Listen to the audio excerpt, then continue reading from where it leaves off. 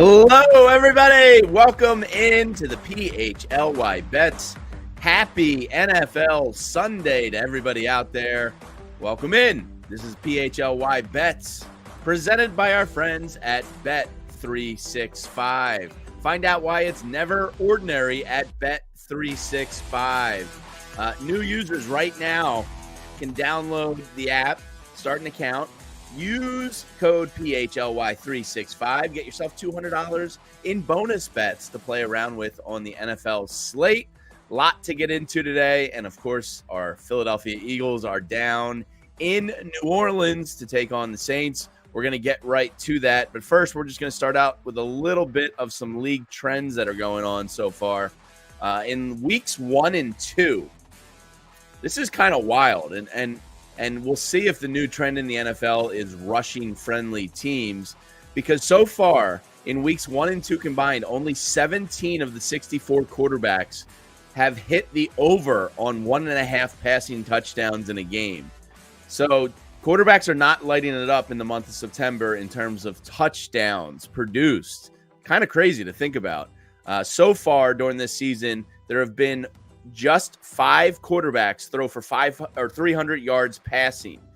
Those 5 quarterbacks were 2-3 straight up and 0-4-1 against the spread. It's the first time since 1980 that no team with 300-plus passing yards has covered in the first 2 weeks. That is crazy. There hasn't been double-digit favorites in weeks 1 through 3, which will be the first time that has happened in NFL history. So just a couple odd news and notes about the league. I don't know if it's a full shift to running games, but the teams that are 2-0 have really good rushing attacks. And it's part of the reason why, I don't know. I have a little bit of a good feeling about the Eagles today. Maybe it's just the optimism in me putting on the green goggles and thinking they'll get it done. But right now on Bet365, that's where we're going to start. We're going to start with the Eagles because that's the one everybody cares about. And then we'll run through the full slate. The Eagles right now, currently at 10 a.m., are plus 2.5 on the line at New Orleans. Over-under on this one comes in at 49. You can get the Eagles on the money line at plus 120. Now, obviously, A.J. Brown is out. We know that. We know that hurts an offense. He's one of the best wide receivers in the NFL. I do like a Devontae Smith over 5.5 receptions today. I'm not getting burned by Goddard again. But I wouldn't be surprised to see him get a little bit of action. So to go over some trends with the Eagles, Jalen Hurts is 1-4 against the spread in his last 5 games as an underdog. Doesn't give you a ton of confidence there, including going 2-8 straight up and 3-7 against the spread in his last 10 starts as an underdog. Overall, Hurts is 1-8 against the spread in his last 9 starts, and his career, well, that ends up being even Steven, 28-28-2 against the spread in his career. So keep that in mind with Jalen Hurts. Certainly no against the spread darling. The Saints offense, they've been the talk of the national media this week.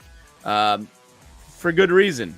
15 drives with their starters, 15 scores. We all saw the Eagles defense last week try to get to the quarterback when it mattered most. Didn't look good.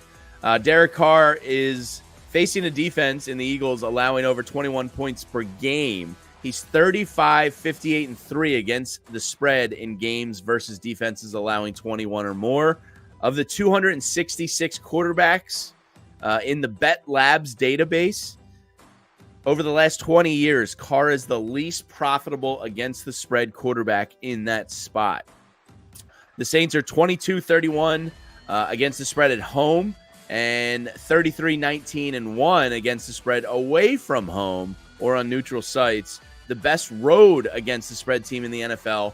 And get this, the 4th worst home team. Now, this game opened up Eagles +1. I don't know. It could just be the optimist in me.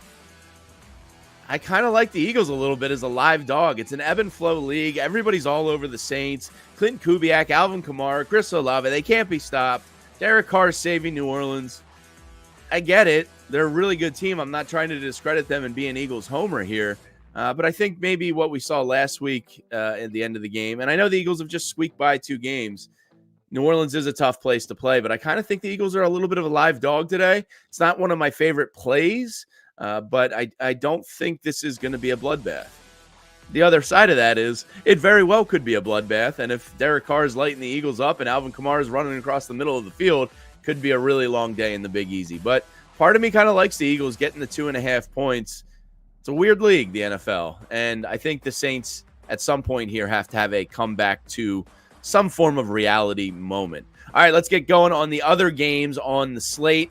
Right now, the Bears and Colts is the next one up here. The Bears currently sit at +1. Over-under on this one is 44. Money line's even, 100 minus 120 on bet365. Couple trends in this game. I like an individual player prop here. Anthony Richardson over 42.5 rushing yards today. That one jumps out at me a little bit. He's averaging 46.5 on the season so far per game. So I like him to get out and run a little bit. The Bears lost their only game as an underdog this season. Both Bears games have gone under. So have the Colts. They're both averaging 18.5 points per game. Not really going to light up the offensive side of things today. It could be a tough day for Caleb Williams, though. Indianapolis gets after the quarterback. They're 10th in pressure rate right now.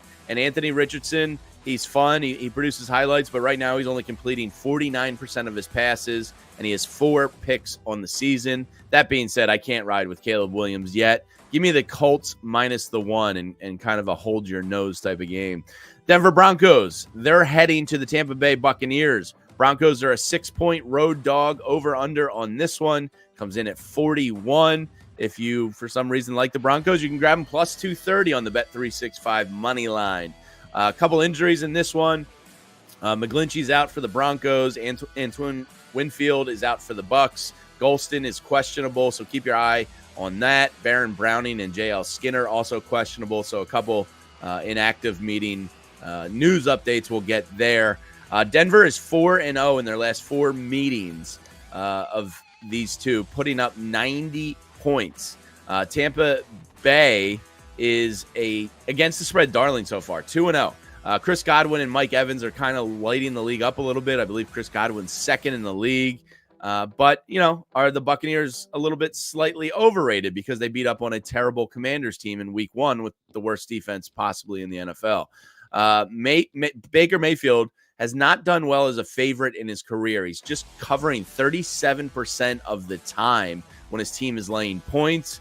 There is a luck scale out there in the NFL where it accounts for injuries, penalties, miscalculations by the ref, bad calls, yada, yada, yada. If you believe in the luck scale at all, so far, the Broncos are the second unluckiest team in the NFL, and the Bucs are the second most lucky team. I don't know if that goes into your evaluations at all, but 81% of the bets and 81% of the money line bets are on the Bucs to cover this one, and over 90% on the money line. Excuse me. That's a jarring number. That makes me want to go with the Broncos, but I don't really want to do that. I'm probably going to avoid this game, but yeesh. All right, next up, Packers at the Titans. Currently, right now, the Packers are +3. Over-under on this one is a very low 37.5. Packers +135 on the money line. This is kind of gross. Jordan Love not expected to play, although he is close to returning possibly next week. They're going to hold him out one more game. That's because Will Levis has given away games for the Titans late, and they're no world beaters themselves. Malik Willis against the Colts only threw the ball 14 times for 122 yards. He did have no picks, 1 touchdown, but they're not going to be throwing it through the air today. So if you want to take a look at some of those Josh Jacobs, rushing overs and what have you, might be a smart play there. Green Bay in their last 9 road games, the total went over 7 times. So that low total today could be an over here. The Titans are 0-2 against the spread this year. 75% of the public money is on the Packers. Packers are 5-1 against the spread in their last 6 games. They are 5-0 against the spread in their last 5 week 3 games. Big week 3 team, the Packers are. The Titans are 4-10-1 against their spread in the last 15 games. So everything's kind of telling you Packers a little bit here. The over is 7-1 in the last 8 games between these two teams. So all the numbers and the trends are telling you take the Packers plus the 3 and the over 37.5. I don't disagree. All right, next up, Texans, Vikings. Texans are -2 traveling to Minnesota, over under 46.5. A little bit of the trends on this one. This is, excuse me, the Texans are kind of like that classically preseason hype team that hasn't really lived up to expectations yet. The Vikings are kind of a team that's surprising some people. So it's an interesting matchup in that regard. Quarterbacks in their first 2 years in the league have faced a Brian Flores coached Vikings defense 4 times. They're 1-3 straight up. Minnesota's defense is 4th in EPA per play, 2nd in quarterback pressures, and 1st in sacks. CJ Stroud, he's just 3-7 against the spread as a favorite in his young career. And Brian Flores is going to blitz a good amount with the Vikings today. Stroud, so far this season, is 16 of 19 passing against the blitz. So some good stuff there. Part of me likes the home dogs here. I like the Vikings a little bit, plus the 1.5. Over under 46. I'd probably lean a slight under there. All right, here's a game that hasn't happened in a while. The Los Angeles Chargers heading to the Pittsburgh Steelers. Last time these two teams played, the quarterback matchup was Drew Brees and Tommy Maddox. That's how far back this one goes. Chargers are plus 2.5. Over under on this one is 35. Not too exciting there. LA is allowing just 4.3 yards per play this season, while the Steelers are giving up 4.9 yards per play. And these two teams have allowed the fewest points in the NFL through 2 weeks. Nearly 70% of the public money is on the Chargers to cover this game. 80% of the money is on the over. When you see a 35, hard not to bet the over. Los Angeles has run for 395 yards this season with J.K. Dobbins, averaging 9.9 yards per carry. Jim Harbaugh is just running it down people's throats. For reference, Justin Herbert has only thrown for 274 yards. He's questionable. That's the big one in this game. So pay attention to the pregame inactives there. It's questionable, but there's some speculation out there he might actually play. If he does play, he's 10-4 against the spread in games played in the Eastern time zone, including 16-8 against the spread in the Eastern and Central time zones. That mark of 6-2 against the spread when coming off a straight-up win, and he's also 5-0 against the spread since 2022. Give me the Chargers here. I'm not backing the Steelers. I'll take the Chargers with the points and not think too hard about it. All right, next up on the slate is, as I just lost myself in Bet365, which is very easy to do, the New York Giants heading to the Cleveland Browns. And I didn't mean it's easy to get lost. It's just easy to find all the fun stuff and click on player props and player milestones. And next thing you know, you're like, where was I? The New York Giants at the Cleveland Browns. The Giants, gross. They're plus 6.5. Over under on this one's 38.5. You can grab them if you're a believer at plus 240 on the money line. Really hard for me to back any Daniel Jones, Danny Dimes quarterback team. He's just terrible. He's lost 9 consecutive games against the spread, with his last against the spread win coming against the Vikings in the playoffs of 2023. They made history last week, becoming the first team to not allow a touchdown and lose the game. Wait, I have that wrong. I have so many notes in my head. To score 6 times, was it, and not allow a touchdown and lose the game? Whatever it was historically bad. I'm scrambled in my notes here. On the other hand, Deshaun Watson is not good. His EPA per play mark, if you look where he's kind of sandwiched in the league, he's surrounded by Mac Jones and Will Levis. That's how bad Deshaun Watson has become. His last 300-yard game came against the Texans in January 2021. Daniel Jones, he's 21-15 against the spread in his career after a loss. He's 1-4 straight up, 0-5 against the spread in that spot since the start of last season.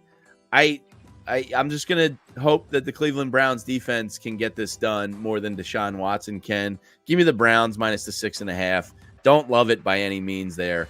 at all because Deshaun Watson stinks. All right.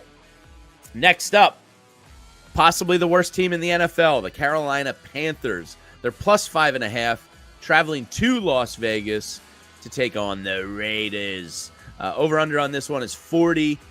To lay the Raiders on the money line, you got to lay minus 245 there. The Raiders and Bucks both won last week as 7+ point underdogs and are now favored both around 5 points this week. Teams that have had that flip week to week within the first 3 weeks of the season, they're 8-0 straight up and 5-2-1 against the spread in the wild card era. So I like the Raiders today. They're one of my plays in a couple pools I'm in. I'm going to take them straight up. They're up to -6 now.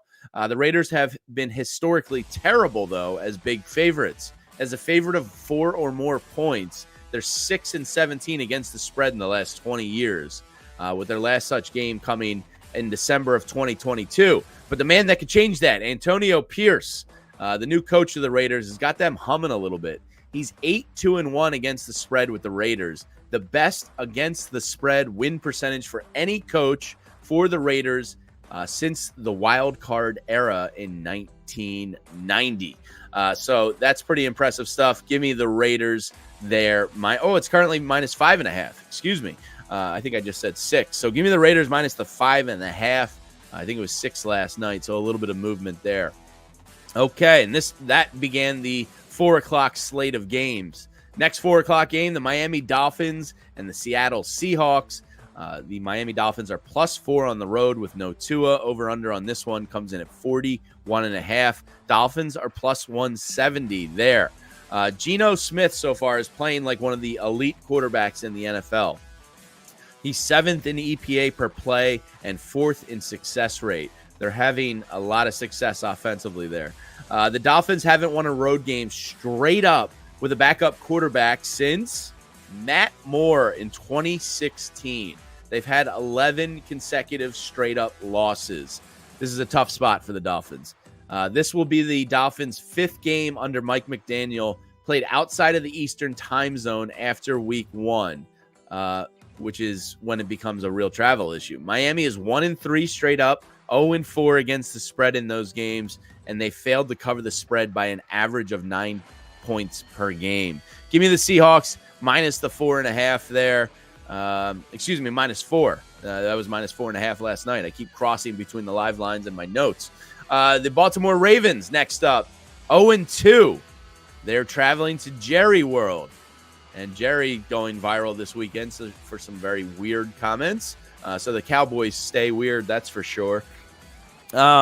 This is the first time the Ravens have started 0-2 since 2015, and only their 4th time in franchise history.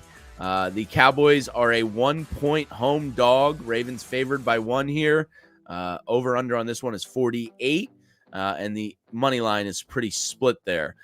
So Lamar Jackson is 22-7 against the spread as a favorite of 3 points or less, or an underdog. In all other spots, he's 23-33 against the spread in his career.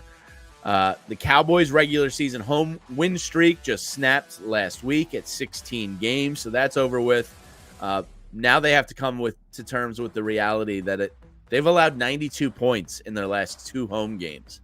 So defensively, I don't think that can be all Deron Bland, but the Cowboys at home defensively lately have been a sieve. Mike McCarthy in September and October is 71-49-3 against the spread.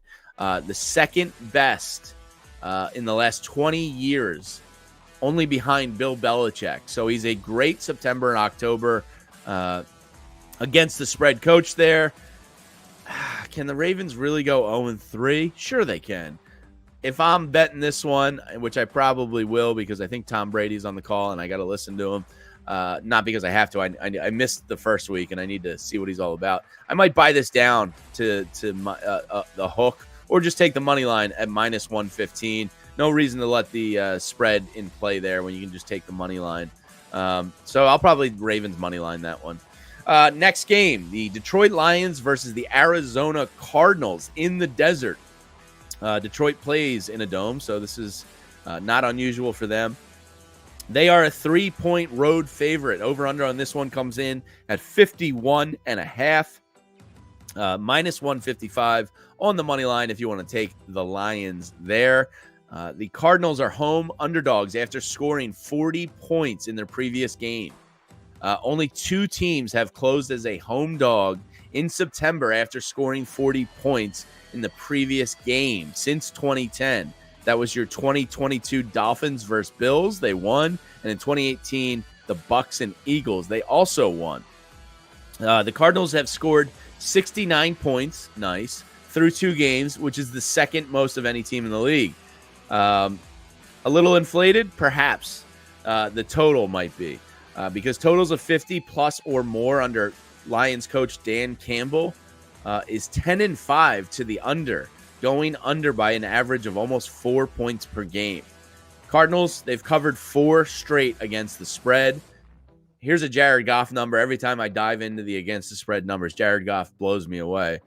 He's the most profitable quarterback against the spread over the last 5 years overall. Since 2020, he's 44-25 against the spread.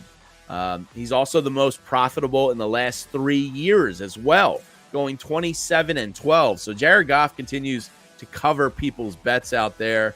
And then Goff is 24-12 against the spread at home since 2020, most profitable. Obviously not at home today. He's 20-13 against the spread on the road. Give me the Detroit Lions minus the 3. Just a gut play there. All right, the San Francisco 49ers heading to the Los Angeles Rams. Deebo Samuel out, obviously a difference maker from them. The Rams defense is not good. The Rams are allowing 9.86 yards per attempt on defense this year, the highest mark in the NFL. Jared Goff in week 1, Kyler Murray in week 2, they've averaged almost 10 yards per attempt through 2 weeks against the Rams. Sean McVay is 5-10 against the spread versus the 49ers in his career, his least profitable opponent in terms of against the spread there.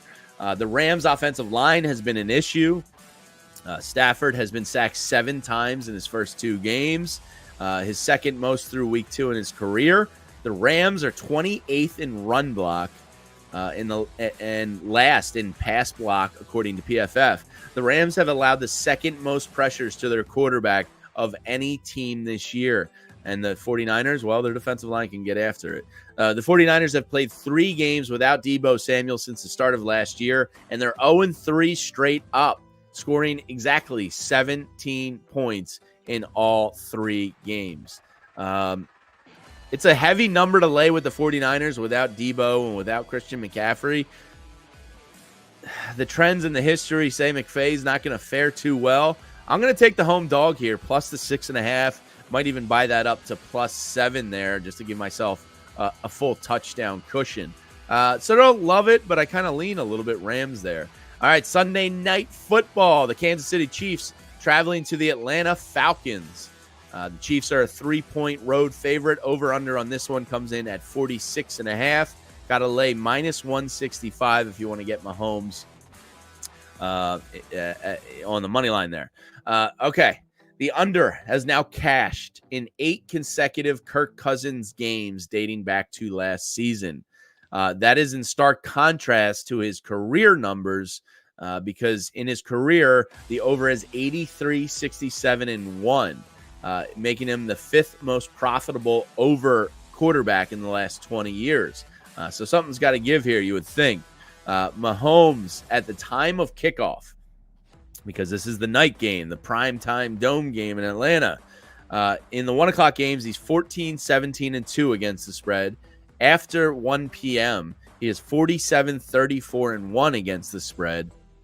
And I know a lot of you are thinking, how does Taylor Swift affect the Chiefs and their against the spread abilities? Well, in games that Taylor Swift attends, the Chiefs are now 12-3 straight up and 9-5-1 against the spread after their week 1 win against the Ravens. But they had an against the spread loss to the Bengals last week. So can Taylor Swift be the deciding factor there? Many people are asking, but there's no way I can take the Falcons here. I know the Falcons are a good team. Give me Patrick Mahomes on primetime Sunday Night Football, laying the 3. I'm all in on that one. All right, we got the doubleheader on Monday night. The Jacksonville Jaguars at the Buffalo Bills. Jaguars find themselves as a 5-point road dog. Over under on this one comes in at 45.5. Josh Allen has 70 wins in his career. 50 of those 70 have been by 7 or more points. That's wild. That kind of blew my mind when I was reading that one today. That was like almost all I needed to know to lay the Bills in this one. I just don't think Trevor Lawrence is what people hoped he would be. He's not a bad quarterback by any means, but Josh Allen's playing MVP level ball right now. Doug Peterson, coach of the Jaguars, as an underdog in his career, he's 33-26 against the spread. As a favorite, he's 30-35 against the spread. So I am taking the Bills in this one, minus the 5. And then the other game, it's 7:30 Monday night and 8:15 Monday night. The Washington Commanders, who are up there for the worst defenses in the league, are traveling to Cincinnati. The Commanders are plus 7.5 in this one. I don't know how you back the Commanders right now. Jaden Daniels has been impressive, no doubt about it. But it feels like the Bengals are due to get right a little bit. So we'll see what happens. This one's more just a vibes pick. I'm gonna take the Bengals on this one. I don't love laying the big number there at all, but it is what it is. All right, so there is the full slate. To recap what we have here, some of my plays, and make sure you're checking out on Bet365's homepage. We have our custom boosts. We have one up here that Julia has made a lovely graphic for. The boost is up to 600 I made. It's Devontae Smith, 75-plus receiving yards. Saquon, as Vinny Curry would say, Saquon, 100-plus rushing and receiving yards. And the Eagles on the money line, that's boosted up to plus 600. It's two of the ones I'm going to make personally. I like the Raiders minus the 6. Just go against the Panthers whenever you can. They're abysmal. And then number 2, I like the Lions minus the 3. So to everybody out there, good luck this weekend. Make sure you use code PHLY365 when you sign up and find out why it's never ordinary at Bet365. Good luck to everybody with their plays out there. Hopefully some of this information helped you in some decision making. And we will be back on Thursday this week for another edition of PHLY Bets. Good luck to everyone, and of course, go Birds. We all silly like the mayor.